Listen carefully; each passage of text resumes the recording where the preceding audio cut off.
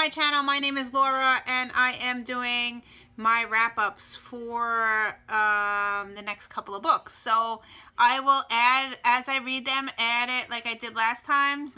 It's easier for me because sometimes I take library books out and I have to return them, so then I don't have the physical copy.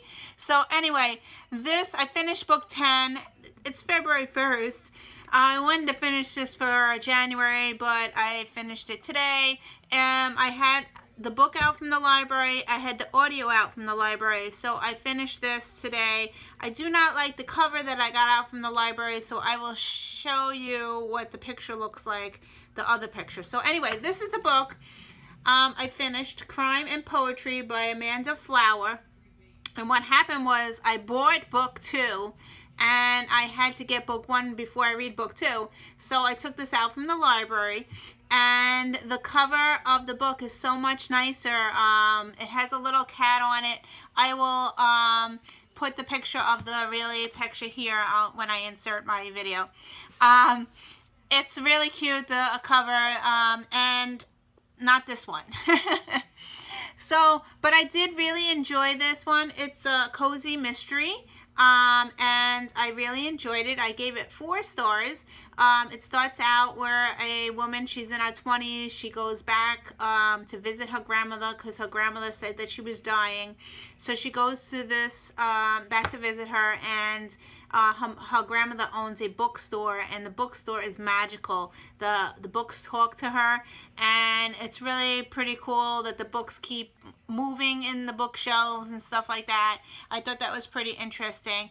There is an animal, there's a couple of animals. There's a bird in this one, there's a cat in this one. The audio book, I listened to this on audio, was amazing. You got to hear the animals, like the cat meows throughout the book, and I thought that was really cool. So I gave this book 4 stars. I really enjoyed it, and I definitely will be reading the second book. I do own the second book, and I think I am going to be using it for number 16 on the Around the Year in 52 Books. Not sure if I'm going to be using this one or reading book 2 as my mystery read. So yeah, so we'll see if I'm trying to stay ahead of the game here, and this is book 10, but it's number 16 on the list. So book 2 being released as a movie for 2016 for week number 6 on Around the Year in 52 Books, and the book that I chose was Before I Fall by Lauren Oliver. This is going to be a movie in March. I really enjoyed the trailers. I watched the trailers 3 times.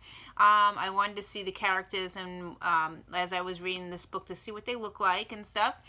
I love this book. However, I did have some issues with this book. I gave it 4.5 stars because of the issues that I had. This is a very problematic book for teens.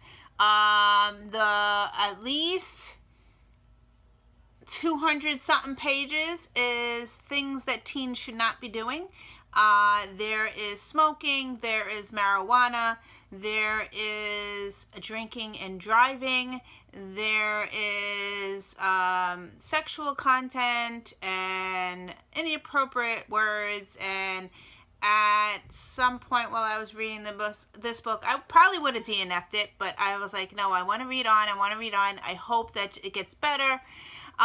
It's about a girl who is in high school. She is, I think, a senior, and so she's about 16, 17 years old, and she lives her life 7 times the same day. So it's February 12th, which my birthday is February 13th, so I thought that was pretty interesting.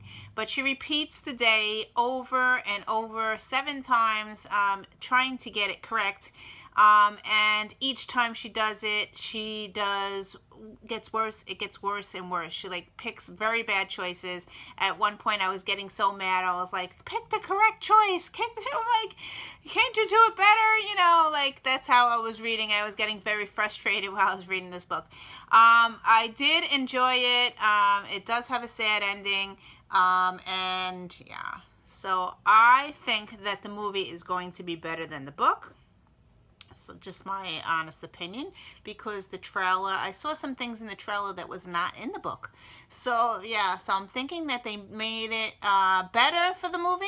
So we'll see. Hopefully I will like it. I'm not too sure yet if I'm going to bring my children to see it, because there is lots of like virginity questions and things that teens should not be doing, that I don't want my children to do. So yeah, so I don't know, I might bring them, I'm not sure yet. I will have to talk to them about it first, and see how we go. So this is what I got. I read this for Valentine romance, Valentine readathon on Books Amino. This will be my book to movie book. So I finished one book in the readathon. Was supposed to read 6 books in 2 weeks. Yeah, it's been 5 days. I only read this book. So yeah, so that's that. I will add more as I finish. Okay, I finished book number 12. I read Naked in Death by J.D. Robe, and she is also the author of Nora Roberts. So, yeah. So this was in the mystery section. This is an adult book. It has sexy content in it. It is about a woman. Her name is Eve, and she is a New York detective. And she is, in this book, she is investigating 3 murders of prostitutes. So this is a very racy book. This is for adults. And she meets a guy named Rock. I think you say it Rock. It's Roarke. Rourke, I guess. And he is a billionaire, and she falls in love with him, and it was really good. I gave it 4 stars. I enjoyed it. I will definitely be getting book 2, because this one leaves on a cliffhanger, and I want to see how it was very good. So I want to get the next book. So I already requested it from the library. Hopefully it will come next week, and I could use it for March Mystery Madness. So yeah, so this one was really good. I will be continuing. I don't know if I'm going to get to 40 books, but yeah. Also, an interesting thing about this book, it was written in 1995, and it takes place in 2020, which is in the future when she wrote it. But technically, it's only 3 years away from today.